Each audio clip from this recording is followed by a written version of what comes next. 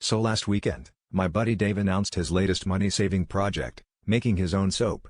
Now, Dave is the kind of guy who thinks if you watch enough YouTube tutorials, you can perform minor surgery, so none of us were surprised.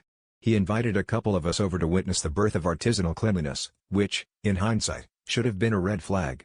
I arrived to find his kitchen transformed into what looked like the aftermath of a mad scientist's bake sale: beakers, random oils, a suspiciously large bag labeled "Lie, do not eat."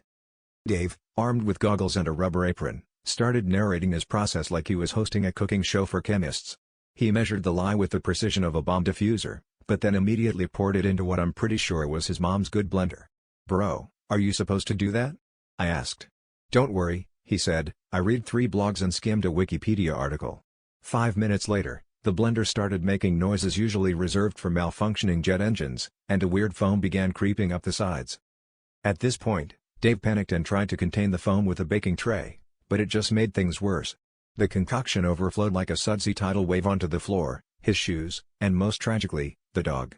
In a last-ditch effort, Dave grabbed a mop, but the mop just started multiplying the bubbles. It was like watching a low-budget disaster movie, except the villain was cleanliness. By the time his mom came home, the kitchen looked like Willy Wonka's car wash. After about 2 hours, we managed to shovel enough bubbles out the back door that we could see the countertops again. Dave's mom, surveying the sparkling kitchen and the suspiciously shiny dog, just sighed. "Well, Dave, you finally cleaned up your act," she said. "Literally.